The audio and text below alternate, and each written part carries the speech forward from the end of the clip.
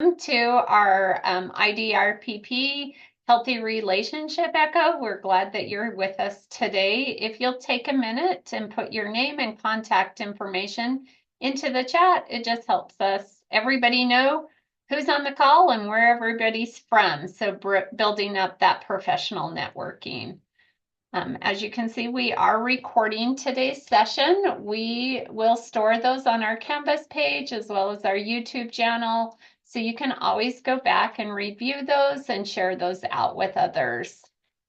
Echo is meant to be an interactive virtual community. So if you are comfortable leaving your camera on, asking your questions in chat, we'll make sure that those get answered, as well as just a way to get to know everybody who's doing the same kind of work that we're all doing out here.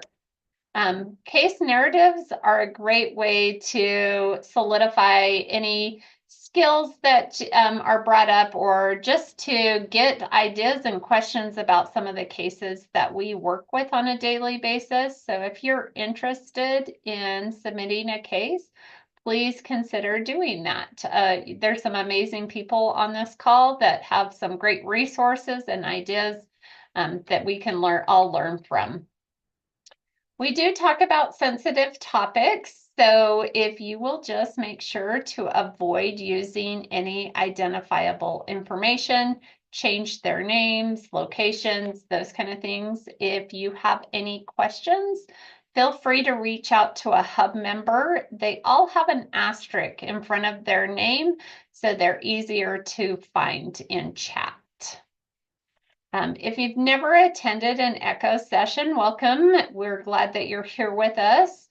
Again, really trying to build up that professional networking. So that's why we asked for you to rename your profile, leave your camera on. We were all here in person, we'd be chit-chatting and talking with each other. So trying to develop that over a virtual world. We will always have a speaker and then a case presentation where we talk about the recommendations that we all have for that case. Again, I love when I am lucky enough to be able to present a case, because I get amazing resources and ideas that I haven't thought of for the clients that I serve. So I love it. Again, if you are interested in doing that, just reach out to projectecho@usu.edu and we will get you set up for that. We've all been on Zoom, but if you need to know how to rename your profile or raise your hand, there's the steps for that. But if you have any questions, just send me a message in chat and I will be glad to help you with that. We love when you pre-register for our Echo sessions. Again, it just helps us get you information ahead of time if we have that. Throughout today's session, we will be dropping a link in for our survey. That's how we email out our credit for attendance. So after that survey is completed, we will mail out or email out a certificate of attendance that you can utilize for your professional development. Canvas is where we store everything. So if you don't have access to our Canvas page and would like that, please email again, projectecho@usu.edu, and we will get you set up on that. Just another shout out for case studies, that we do have social media. And then I am also going to just stop sharing and turn the time over to Erin, who she told me how to say her last name, but as everybody knows, I really struggle with names, so I'm not even going to try to mess it up for her. So I'm going to stop sharing and turn the time over to her. Perfect. Thank you so much, Janelle. Can everybody see my screen? Yes. Perfect. Okay, let me move this down. Okay, hi everyone. So my name is Erin Miotto, and I am the prevention coordinator at Peace House. Today we are going to be going over safety planning. I do want to give just kind of a brief notice that we will be talking about abuse throughout the presentation today. So just keep that in mind. If you guys have any questions, like they said, please reach out to a hub member, or you guys can unmute yourself or put some questions in the chat. But I just wanted to give a preface that we will be talking about abuse and safety planning really revolves around a response to experiencing abuse or harm. So I'm just going to start off by talking a little bit about Peace House.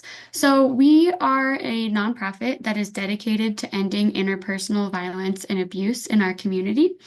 We offer what we call wraparound services to survivors of sexual assault, domestic violence, teen dating violence, child abuse, stalking, and human trafficking.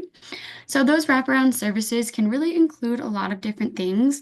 One of our main ones is we do offer emergency shelter for those who are actively fleeing violent or abusive situations. We offer therapy, we can offer legal assistance, we have case management, we have a great sexual assault outreach team, we have our prevention education team that I'm a part of that goes into schools, community organizations, just trying to create more awareness about interpersonal violence in the state of Utah. On the screen, you guys will see this is our campus. This is our building that is located up in Park City. So if any of you have ever been up to Park City and are familiar with the area around the Park City Hospital, we're just right down the street from them. And while our building is located in Park City, we cover all of Summit County and all of Wasatch County. So that's kind of our service area that we try to stick to. We can help survivors outside of that service area if needed based on certain requirements, but those are the main areas that we help. And another thing that I really like to note is that all of our services that we provide at Peace House are free of charge. So it does not matter what type of service someone is seeking from Peace House, they will not have to pay for any of that. That is something we are always committed to. All of our services will always remain free.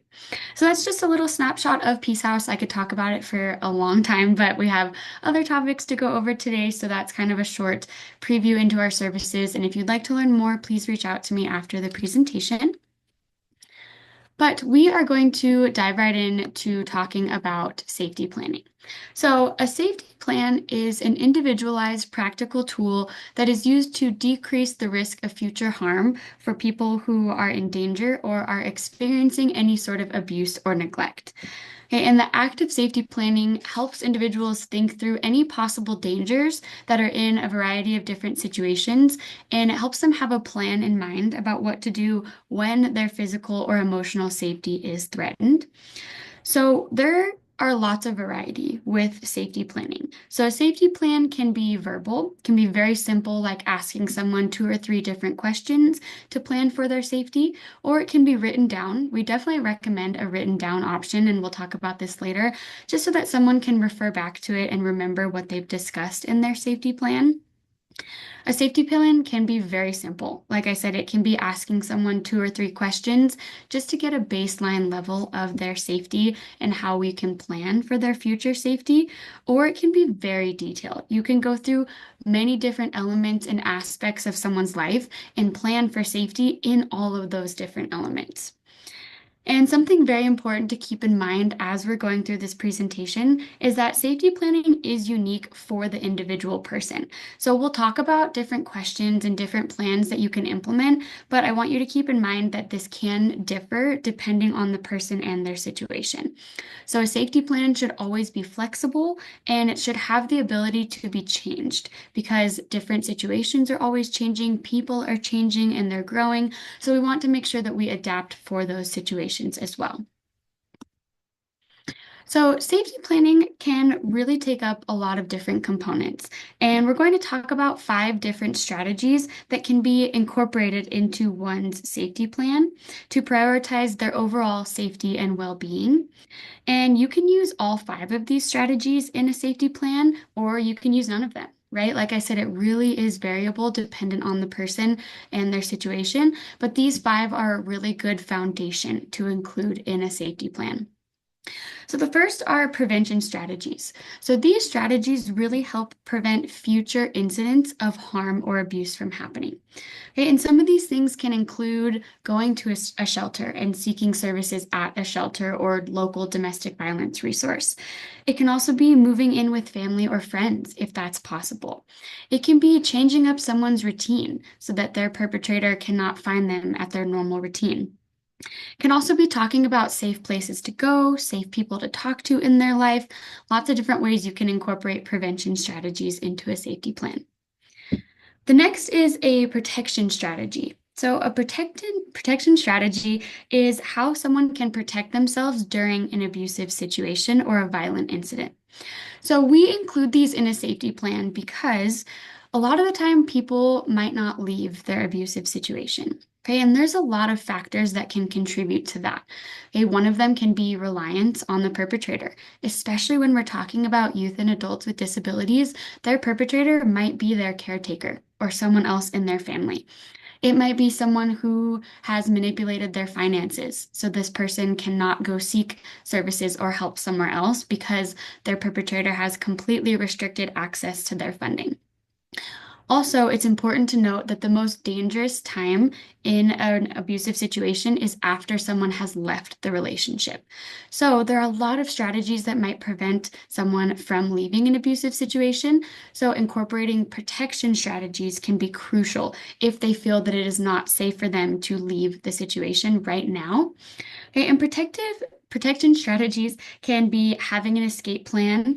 It can be having emergency contacts if a violent incident starts to occur. It can be having a panic button or identifying a safe room in someone's house or their school where they can go to, excuse me, specifically with a locked door so that someone can't get into that room. Okay, but we want to talk about protection strategies as well. Okay, it could also be notification strategies. So these can be methods for seeking help immediately before, during, or after a violent incident. Okay, so this can be having emergency contacts readily available, right? Programming that into someone's phone. Can be having a list of emergency contacts displayed in a place where that person frequently visits, like a kitchen or their bathroom. Okay, it could also be having code words with family or friends. Sometimes it might not be the safest situation to talk openly about the abuse that's happening. So, developing a code word so that family and friends know that this person is in danger or that a violent incident has recently occurred can be really helpful. Can also be making sure that we know how to safely use communication devices and what to do if that communication device is taken away during a violent incident. How else can we notify someone that we need help? Okay, and then we have referrals or services. So this can be recognizing and utilizing services that help provide support or assistance. So it's being familiar with the services in one's area, right? So if someone was up here in Park City, we'd want them to know about Peace House. We'd want them to know about the Children's Justice Center, maybe local therapy services or adult protective services, right? Any sort of organization or service that can provide support for them before, during, or after a violent incident. And then lastly, we have emotional support. So this can be brainstorming and sharing ideas for emotional support and connection. So this can include having support groups. Okay? It can also be any sort of activity that this person really enjoys. So maybe that's reading or doing outdoor activities, right? It can also be getting someone set up with a mental health professional, right? Anything that can help them emotionally or mentally through the process of experiencing abuse or harm.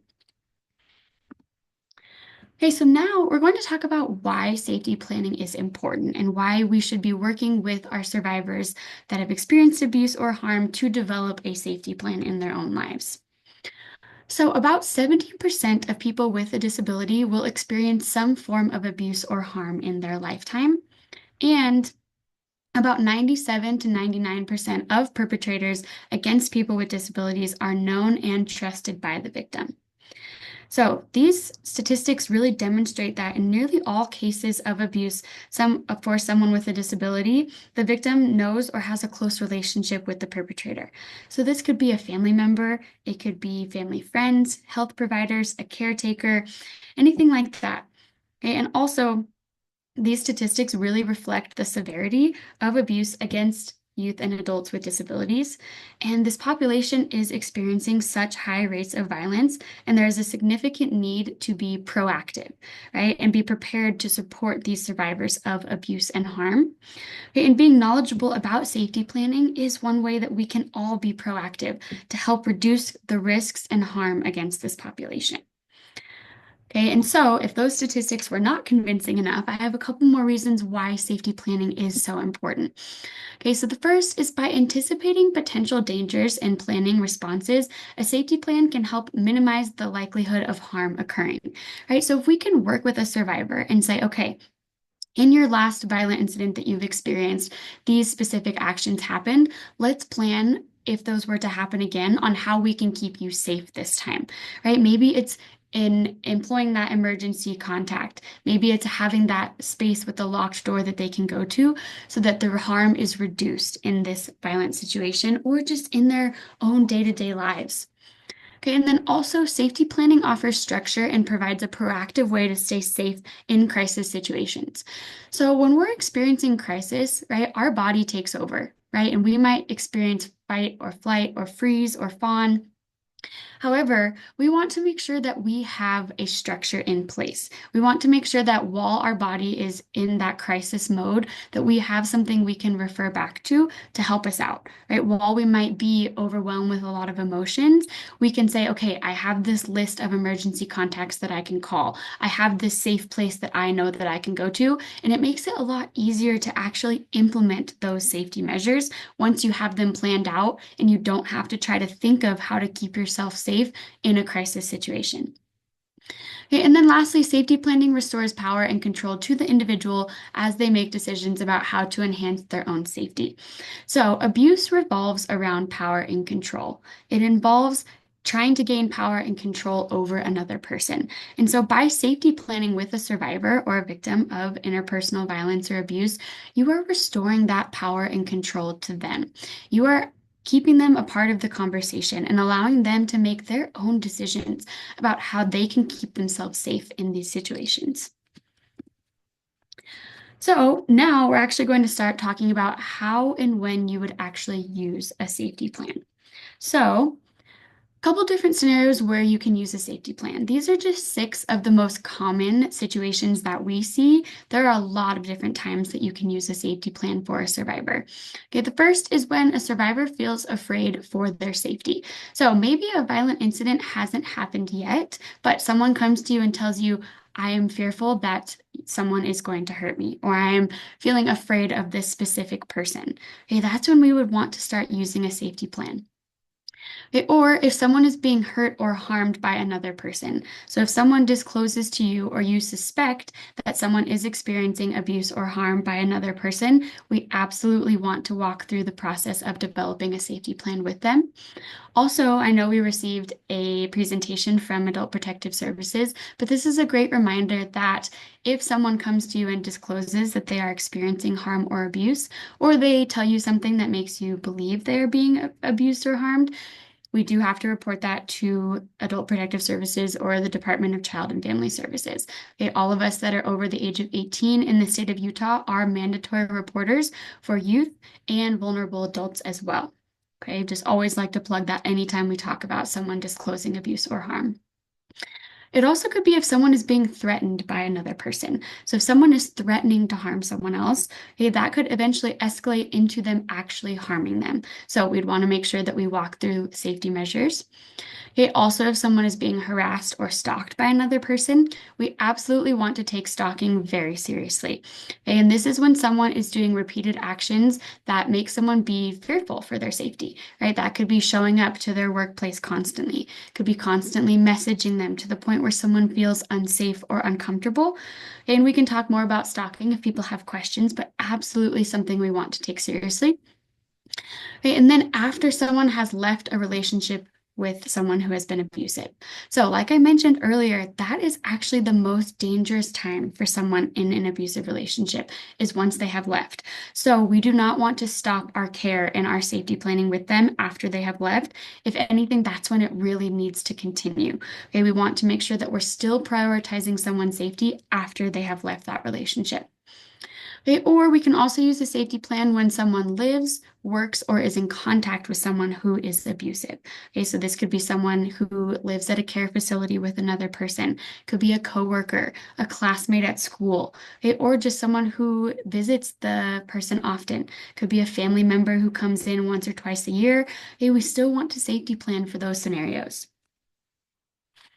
Okay, and then we're going to talk about four different guiding principles for safety planning. So these four principles should really be at the foundation of any safety plan that you do, right? Safety, trust, collaboration, and empowerment are crucial to developing a safety plan, one that someone feels comfortable with, and two, that someone will actually use, right? That's really important. We can walk through this process with someone, but if they won't actually use the plan, right, it's kind of pointless, right? So our first one is safety, right? It's in the name, safety planning, right? We want to make sure that we know that this is the fundamental guiding principle for working with survivors of abuse or harm. Okay, we should be working with the survivor to make decisions that support and promote their safety, right? Especially decisions that they are comfortable with. I know a lot of the time when we're working with someone that we care about or someone that's in crisis, we might want to come in and make decisions for them. Okay, that can be really overwhelming and is not prioritizing their safety. We want to work together with them, right? And I'm getting a little bit ahead of myself because collaboration is the third point. But before we talk about that, we'll talk about trust. So trust is crucial with safety planning. We should be working with the survivor to build trust while we're safety planning with them. So, this means allowing for open communication where both people that are working on the safety plan feel comfortable sharing vital information about potential risks and concerns. Okay, this is also being transparent. We find that when we give presentations, whether that's to students, to vulnerable adults, we always disclose that we are a mandatory reporter. We want to build that trust and let them know, hey, if you disclose something to me, I do have to tell someone else about it because a lot of the time, youth and vulnerable adults can feel that that trust is broken if they confide in you as a safe adult and then you tell them, hey, I actually do have to tell someone else about it. So make sure that you're prioritizing trust while we're safety planning. We want to make sure that we are not doing any actions that would cause the survivor to not trust us or not be honest with us throughout this process. And then, like I mentioned, our third one is collaboration. So we want to utilize the survivor's opinions and preferences while we're developing this safety plan, right? Without collaboration from both the survivor and the professional implementing the safety plan, this person will almost certainly not use their safety plan, okay? Or if we are just trying to create the entire safety plan for them, we might be not taking into account factors that would prevent them from actually implementing this plan. Okay, so we want to make sure that it is a collaborative process from the very beginning. And then lastly, empowerment. Okay, safety planning encourages individuals to actively participate in creating strategies that prioritize their own well-being. Okay, and like I mentioned, this allows them to regain power and control over their personal safety and the situation at hand. Okay, so now we're going to talk about getting started. So on this slide, there are a few different questions that are really baseline questions when we're talking about safety planning. Okay, you can start with just these if you'd like. If this would be the entire purpose of your safety plan, that is totally fine. Or, like I said, you can use these as a foundation and then build off of them based on the answers that are given in these questions. Okay, and a couple things to keep in mind is that starting this conversation can be difficult, right? I know a lot of us on this call are professionals in this space. However, some of us might just be family members or concerned friends, and it's important to know how to start this conversation. Something that we recommend, a quote that you guys can use is by saying something like, sometimes it's helpful to talk about ways that you can try to stay safer in your life. And the lists then go over something like a safety plan by saying, you know your life and safety the best. So we might want to talk about some ways that we can keep you safe, right? So a couple different examples of questions, right? Where do you feel that you are in danger? Right? Is this at home, at school, at work? Okay. Or by asking someone, what or who makes you feel unsafe in those places? Okay. You can also directly ask someone, what is the name of the person who is hurting you? Okay. You can also ask them, what makes you feel safe? Right? If the abuse is taking place, what do you do that makes you feel safe? What concerns you the most about the abuse, right? Is it fear of your own safety? Is it someone is harming your communication device? Is it someone taking advantage of your finances? What is concerning about the abuse to you?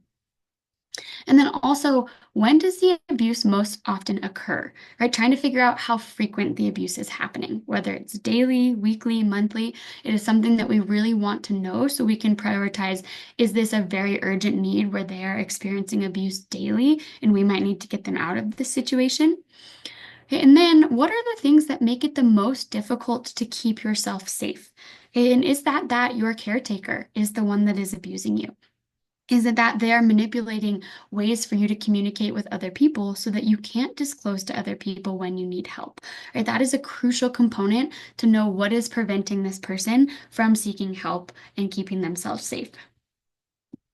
So, based on those questions and the answers to those questions, you can then expand to many different categories. And we'll go over a couple different ideas that you guys can implement in the safety plan, starting off with safety at home. So, if one of the answers to this previous question was, it's a caretaker, it's a family member, it's someone who lives with me in a care facility, that's when we'd want to expand and ask them these safety at home questions. Okay, something you could ask, do you live with the person who is abusing you? They might have already answered that one, so not super necessary to repeat.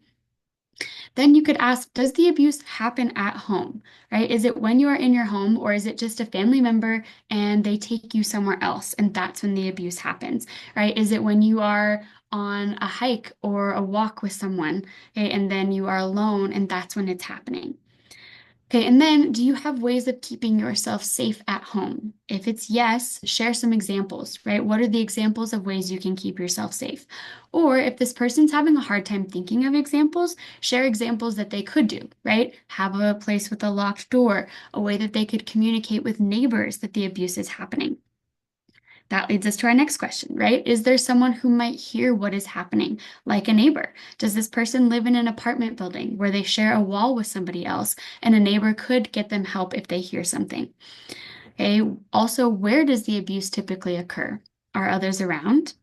Okay. If someone who lives in a care facility, asking who are the staff that they trust? Could they talk to the staff about the abuse and what's been going on? Or if a violent incident is happening, who could they go get help from?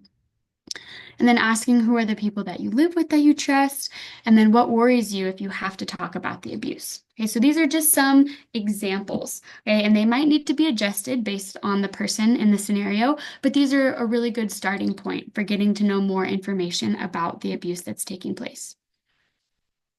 Okay, so then this next one is kind of broad and it applies to work, school, or in public. Okay, so these are questions that you could ask someone if they feel that they are not feeling safe at work, at school, or when they're out in the community. Okay, so the questions could be, does your abuser know where you work or where you go to school?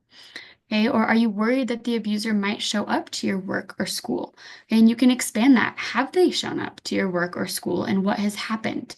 Okay, or is there someone at these places that you could talk to about the abuse? Or a really important one is, are there times during work or at school that you are alone? And does the abuser know this? Okay, if the answer is yes, we'd really want to prioritize eliminating that alone time to where someone is always aware where you are and someone is aware that you might need help, okay, or someone is just nearby in case the abuser were to show up. Okay, and then it's, do you have concerns about your safety when you are just in public, right? And where? Where do you feel unsafe when you're in public? You could also ask, how do you travel around your town, right? Are you able to drive? Do you take public transportation, right? And that can also dictate an expansion on these questions, right? If it's public transportation, who knows which routes you're taking? How can you stay safe on public transportation? Does it involve the professional reaching out to the local public transportation organization to see what safety measures they have? We have a couple up here in Park City. One is called High Valley Transit. And then we also have a mobility bus, and they are wonderful at working with us about keeping the vulnerable population safe. We've brought up safety concerns to them, and they are immediately on it, talking about different ways that they have cameras in their facilities, in their transportation vehicles. All of the staff are background checked, things like that. So those are conversations to bring up if someone is frequently using public transportation. And then another option is asking someone, is there someone you could leave work or school with so that you aren't alone, right? If they're alone in that transportation time where they're walking to public transportation, they're getting in their car, is there someone who could just make sure that they get to that place safely?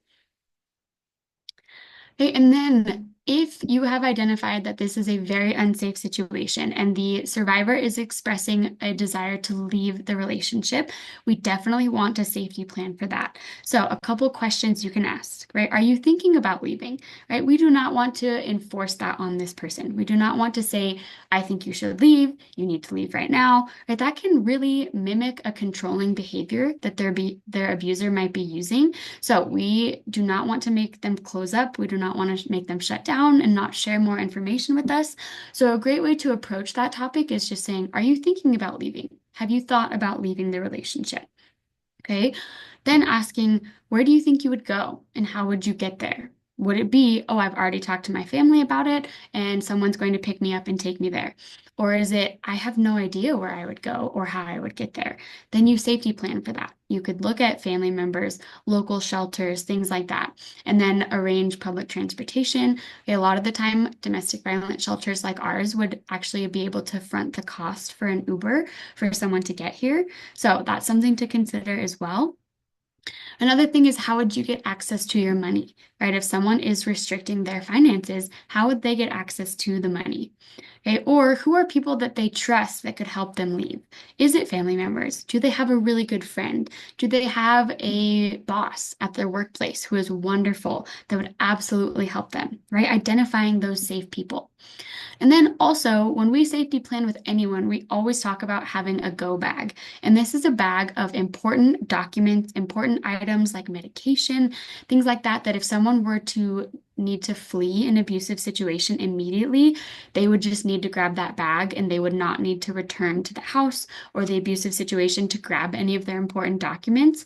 So, that is a huge part of safety planning is identifying what would go in this person's go bag and then encouraging them to safely create one. Typically, we encourage people to hide them if possible, if their abuser lives in the house with them, but keep it in a place where they know where it is and it's easily accessible if they were to need to leave as soon as possible. Okay, and then another thing to ask, right? This is a more general question because it applies to home, school, community, things like that. But safe people. It is so important for everyone to know of at least two or three safe people in their life that they can identify that could help them if they're experiencing abuse or harm. Okay, and some questions to ask. Who can help you be safe? Okay, how would you reach this person? Would you call them? Would you email them? Right? Would you need to text them? Or would it be something more serious where you would need to meet them in person? Okay, do you have someone who could help you leave your home? Is there someone who could help connect you to resources? Right? If this is a professional walking someone through this safety plan, most likely it would be that professional. But if you're a friend or a family member trying to connect someone to resources, we might want to be aware of who could help this person. Right? And then is there someone who can keep extra copies of your important documents? So a lot of the time in abusive relationships, someone might destroy important documents like birth certificates, passports, things like that. So we always encourage people to make a copy of it.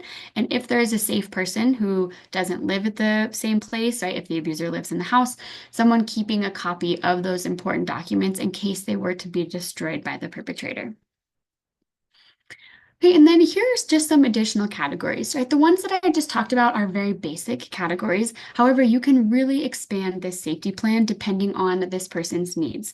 So one of them is safety and technology, right? Does this person use a communication device? How are they going to keep it safe? Do they have a backup in case it gets broken by the perpetrator? Or, right, in other scenarios, we talk about someone using technology as a way to track where someone is going, right? So, how would someone stay safe if someone has put a tracking device on their wheelchair or in their car or forces them to share their location via Find My Friends, things like that? We also could have safety in children if the survivor does have children. Okay, how would we keep them safe? Could also be safety during a violent incident.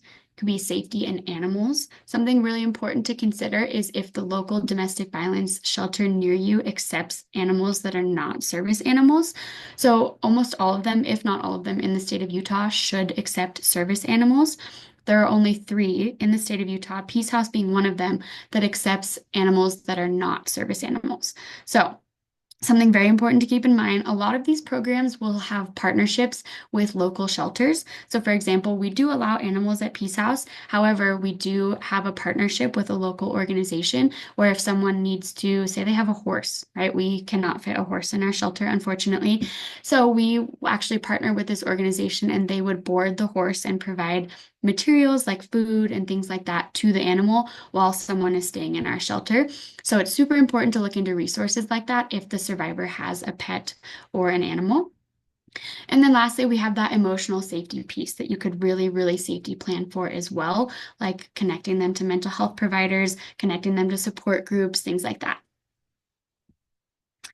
And then some examples of what a safety plan could look like, right? I've given you examples of questions. However, it might be hard to kind of visualize what that looks like. So I have 3 different examples of safety plans, and these are not professional. I just made these myself, but one of them is a visual safety plan, right? Because safety plans should be accommodated based on the person's needs, and someone might need a more visual representation as you're walking through the safety plan. So this one is very visual, right? And it asks the same questions. Where do you feel unsafe? And then you can circle at home, at school, at work, or out in public. Okay, you can also do when I feel unsafe, I can do these 3 things. You could circle one of them, or you could walk through what each of those would look like. You could also ask who makes you feel safe, or I can contact this person by texting them, and then you would write down that person's phone number. Okay, you could do, I could call them and write down that person's phone number, or you could say I'd have to go see them in person. I'd have to go drive to them. And you can, I just made this in Canva. So if you are working with a survivor and they might need a more adapted visual safety plan, I would highly recommend taking the questions you're planning to ask them and throwing it into Canva, making a more visual option. There are also options online, and I know the Utah Parent Center also has great resources as well, so you could reach out to them. And then this one is a plain language safety plan. So very similar, asking very similar questions, however, in a much more plain language approach. So this one has some check boxes and then also some written responses as well. But some of the things you could include in that are when I am not safe at home or work or school, I can try to leave if it feels safe to do so, leave when it feels safe and tell someone I trust, or find someone nearby to ask for help. Okay, you could also encourage them on saying no, saying stop, that's not okay, saying absolutely not, things like that. Okay, you can also call out for help if it feels safe to do so, move closer to other people, go someplace where there are a lot of people, use their phone or other device to ask for help, or tell someone they trust, right? A lot of these are kind of applying to situations out in public or maybe at school or work. If this were to be a safety plan for someone at home, we would definitely want to adapt it. Okay, and then encouraging them, what are other things I can say or do? Okay, here's a list of people who can help me, or this is where I can go in an emergency to be safe. Okay, so very plain language example. And then this was actually shared from Allie from the Utah Parent Center. So if she's on, thank you so much, Allie, for sending this over to me. This is from the Elevatus training, which is a wonderful training to teach about healthy relationships and abuse for youth and adults with disabilities. But this is another great way to help someone identify if they are experiencing abuse. So you would walk through the questions with them and notice how if they answer yes to just one of these questions, then they might be in an abusive relationship. Okay, so we'd want to read through the questions with them, and then you could develop a safety plan after that. But this could be a really, really great way to open the conversation with someone if they tell you they're not feeling safe in their relationship. Okay, this can help you identify how, right? Are you afraid, right? Some of the questions. Are you afraid of their temper? Or are you being told to not see your family or friends? Or are you being pressured or forced to be intimate with somebody? Okay, or are you afraid to break up with them? Okay, or are you being accused of flirting with someone else? Do you feel like you can't do something without your partner's permission? Right? All of those can help us identify, is this physical abuse, emotional abuse, financial abuse? Okay, and then we can safety plan based on the answers to these questions. Okay, and then just one thing I wanted to talk about, just a disclaimer. Okay, so no one has control over another person's violence. So a safety plan can really help a survivor think ahead about what to do when facing danger, and there really is no right or wrong way to help plan for safety. Okay, but we want to keep in mind that just because we are safety planning does not mean that that means the abuse will stop. It is just a way to help keep the survivor safe. Okay, I really think that's an important disclaimer to make. And something else to keep in mind is that because abusers change their control tactics, a safety plan should be reviewed on a regular basis to make changes as needed. Okay, so we should not be making a safety plan once and then letting it be that same safety plan for the next year, right? We want to make sure that we are updating it based on the survivor's needs and based on any changes that might have happened in the relationship. Okay, and then these are some helpful resources. I always love sharing the resources in this community. I think we have so many great resources for interpersonal violence in the state of Utah and nationwide as well. There's always room for more. However, I think it's important for people to be aware of other resources that can be helpful in safety planning or just gaining more information about violence and abuse. So the first one is the Safe Alliance. Very great organization. They focus specifically on interpersonal violence for youth and adults with disabilities. One of their handouts, I pulled a lot of the information from that handout to help guide this presentation. So I highly recommend checking them out. Activating Change is another resource. So, to be transparent, I did make this presentation within the past few months, and some funding sources have changed for Activating Change. So, as of now, they are still an available resource. However, that might change within the next few months. I do believe they have had some funding cuts happening recently. So, just wanted to be transparent about that. But they do have a lot of great resources available. They do help the deaf and hard of hearing community and survivors in general. So definitely check them out in the next few weeks if you can. And then we have the One Love Foundation. The One Love Foundation is wonderful to teach about healthy and unhealthy relationships. We use a lot of their resources here at Peace House. It is a free educational resource. And they actually also helped develop the My Plan app. So this is an app that you can do on your phone. We think it's great because some people love paper and pencil safety plan, but some people, we're in the 21st century, want a mobile version. So this is an app that you can download and it actually walks someone through creating a safety plan. It is a safe version to use on the iPhone, or I believe it's on Android as well, but it is protected so that if someone were to log out of it, a perpetrator cannot log back in and see the app. Yeah, but we have tested it out at Peace House with our prevention education team because we wanted to share it with the community. So we would highly recommend that.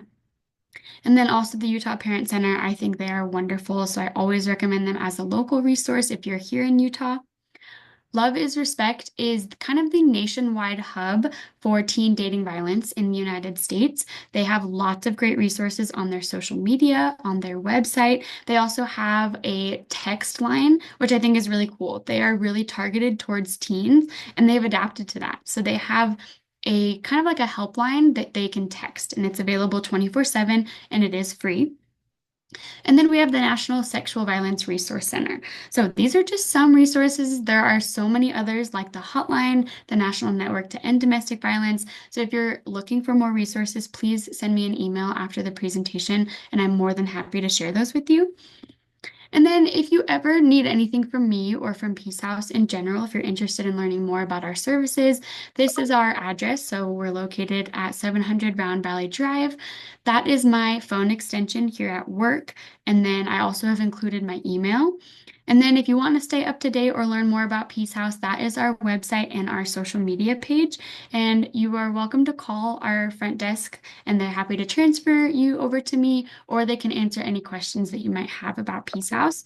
But thank you all so much. I really appreciate it. I haven't been monitoring the chat or anything. So if there's any questions, please just come off mute or raise your hand and I would be happy to answer those. So we are just going to open it up for a few minutes. If anybody does have any questions for Erin, that was a great presentation on just that safety planning. I thought of a lot of things that I probably should have done with my daughter as she was starting the dating process. Absolutely. It can be applied to anyone. It's so universal. If you have young kids, you can even do a safety plan with a young child, which I think would be super helpful. I am all about prevention. That's the team that I'm on at Peace House. So any prevention measures to help prevent abuse and harm, absolutely support that.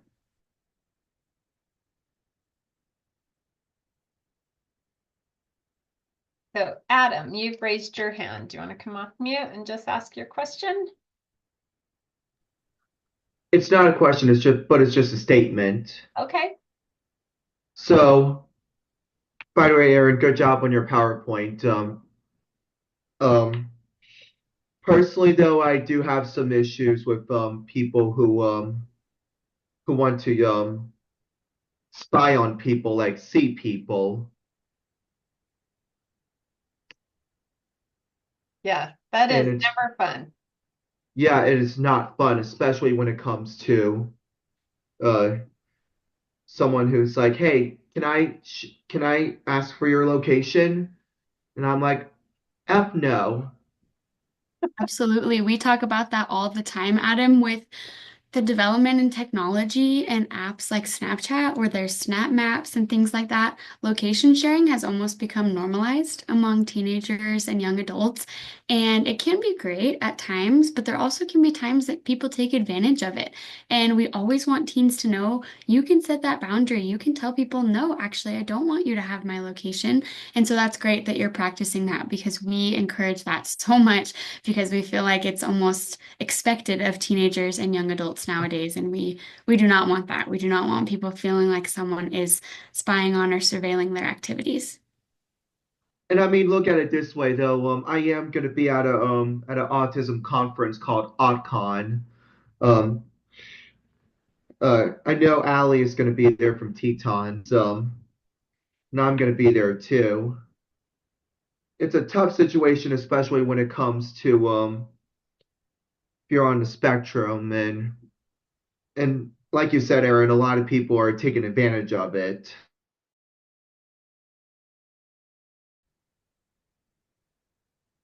Anybody else have any questions or comments? Adam, thank you very much for those. It is a really a new world that we're all learning to navigate that isn't always safe when we think we're trying to be extra safe. So I appreciate that.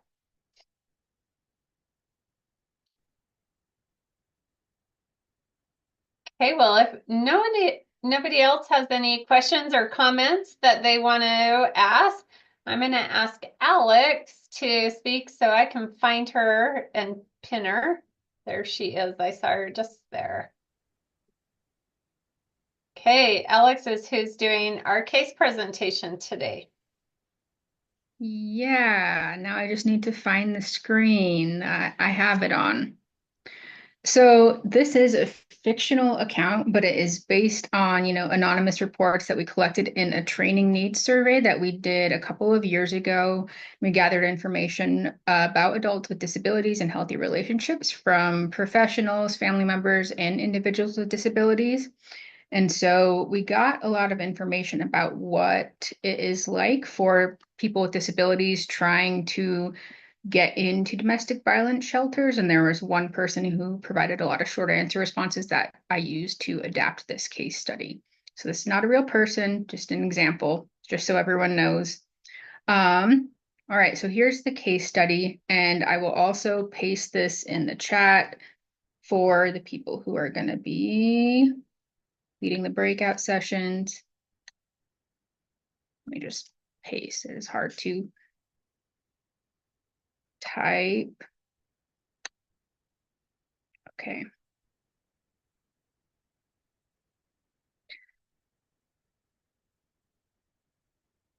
We'll do that in a minute because it's not letting me paste. So I'll just read this. Okay, so Alex, Maggie. did you want me to paste the whole case presentation in there? Yeah, or if you want to share it, Okay. that would be great. It's telling me it's too many characters and I don't want to hang up on all these technical issues right now. So I'll just get into the case study. So Maggie is a 34-year-old woman who was in a serious car accident when she was 22. After the accident, she was paralyzed from the waist down and also sustained a traumatic brain injury. Since the accident, she has used a manual wheelchair and has difficulty with her memory and emotions. She works part-time at a bank and has been in a relationship with Paul for 4 years. He also works at the bank with Maggie. Paul was incredibly nice in the early stages of their relationship. He brought her flowers and treats daily at work, and they moved in together within a year. For the last 2 years, Paul has become overbearing, angry, and loudly belittles Maggie about work and at home for minor lapses in her memory. He has placed her phone out of her reach when he has been very angry with her, and she hasn't told her friends because they work with her and Paul at the bank. Maggie has visited the website for local domestic violence shelters and wants to make a plan to leave Paul because she fears for her safety. But she is concerned about her ability to do so independently. Maggie heard from a friend online recently that another woman with a disability was turned away from one of the local domestic violence shelters because she had high support needs and the shelter was not able to accommodate her. Maggie worries that the domestic violence shelters will not let her in or help her since she cannot do everything on her own, and her memory impairment makes it difficult to complete paperwork and respond to interviews or complete reports about emotionally difficult topics. Welcome back. We do have a minute or two to kind of just talk about what we discussed in each other's breakout groups. So, Alex, do you want to share what your group discussed? Yeah, we talked a lot about like what the specific barriers were, and a lot of them were like the physical barriers, both like with her partner Paul taking things away, and then with the domestic violence shelters. And then in terms of the responses, we talked mostly about like making sure you have a plan in place and identifying safe people, either like friends at work, her family, or safe spaces. Allie brought up a really good point is that it's likely that Maggie has a lot of doctor's appointments, and that would be a really good place where she could mention to her doctor, because doctors are always asking, like, are you in a relationship? Do you feel safe in your relationship? And she could tell them then and start making a plan there, because it's likely that that would be a private place and they are mandatory reporters and could help get something figured out. So that's kind of what we talked about. Allie, if your sound is working, you have our notes and could maybe add a little bit more if you want, or anyone else from our group. Sound. Yeah, I can hear you. Okay, we were having some issues. We had good talks, everything that Alex said. For question number one, we specifically talked about using the worksheet that Erin had proposed. Question two on resources, I think just talking to a regular doctor was a good idea because it was within her wheelhouse of things that are already happening with Maggie, but also calling different shelters using the My Plan app, calling 211. Barriers, physical inaccessibility, perceived mental capacity, and professionals just not believing someone with a disability, on top of gender disparities, communication differences with her disability, and then professionals just not trained to work with people with disabilities. Question four, as a friend, we would work together with Maggie in planning an exit plan, with contingencies should other things come up, being able to pivot. And then question five, what can shelters do? They can train their professionals on how to work with people with disabilities, but also spend time with people who are in the community, because being trained is totally different than having a friend with a disability. And then just overall addressing ableism within professional practices. And I would maybe add just changing their policies so that they're not preventing people with disabilities from being able to get into the shelter. They're all great points. Nice, thank you. Erin, anything you have from your group that you want to add? Yeah, I think we talked about some pretty similar topics. But for the first one, where should she start? We kind of were like, maybe in this situation, we know her and are someone who could, as like a friend or someone who could start that safety planning process with her. Um, we also recommended like to reach out to the shelters and not just go off of what her friend's experience is, because hopefully, maybe feedback was given and they have adjusted their policies since this happened, and or maybe it's a different shelter or place they could reach out to. Also identifying those trusted adults. Um, for resources, we talked about a couple different ones. We talked about obviously the local domestic violence, sexual violence resource. I shared that there's two overarching entities called UDVC and UCASA, and they kind of are, and in Utah specifically, kind of are the domestic violence, sexual violence hubs in the state, and they could be a great place to reach out to about accessibility needs, things like that. We also said the Utah Department of Health and Human Services. Someone also shared providing educational resources. I think it can be really helpful to share resources, like watching these echo groups, maybe talking to the Utah Parent Center about their Tetons program, just learning more about empowerment, relationships, things like that. Okay, and then barriers. So the barriers are that they work together. And so she feels like she can't tell a friend, leading her to feel maybe isolated and trapped. Um, Feels like it's hard to reach out because of her friend's experience, might feel discouraged in reaching out. She also stated that she has memory problems, and so might have fear of not being believed if she can't accurately piece together certain stories because of pieces she's forgotten. So that might be a really big barrier for her wanting to share what's happened. And then if we were the friend or her, we would feel trapped. We might feel like we need special support or guidance to reach out, might feel overwhelmed or lost, discouraged from reaching out to any resources. And then the last question was so helpful as someone who works at one of these places. And Janelle, I would love if you could share the notes from the other group with me after so that I can take it back to my team and be like, hey, we should be doing some of these things.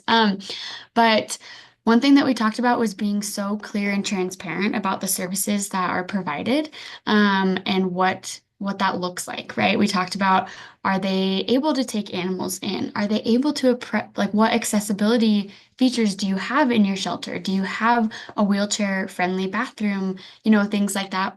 Being more open about all of those on someone's website, on their social media, so that someone doesn't feel like they have to dig and ask for these requirements. They just are there. Having a doors open policy so that someone can easily contact a representative from these organizations without that fear and that shame being a part of it. We also said training, taking steps to incorporate these practices, sharing policies and procedures that they follow to make it an accessible space, or, learning opportunities, like what could they do to improve. I think it's important to also, as a space, be like, yeah, we recognize this as a gap. This is what we're doing to fill it. So yeah, pretty similar, but those are some of the things that we talked about. Right. Those are great. And while they are similar, you guys both groups shared different resources, which that's one of the things I love about the case studies is because we learn different resources that are being utilized out there. So we will have all of those compiled. And Alex, yeah, I see your hand raised. Yeah, I just wanted to add one more thing. Adam also brought up specifically with safety planning some examples about UTA and people with disabilities and like making a safety plan for that specifically, and how like UTA Transit Police and Salt Lake City Police. And we had a good discussion about emergency planning and response to people with autism and other disabilities.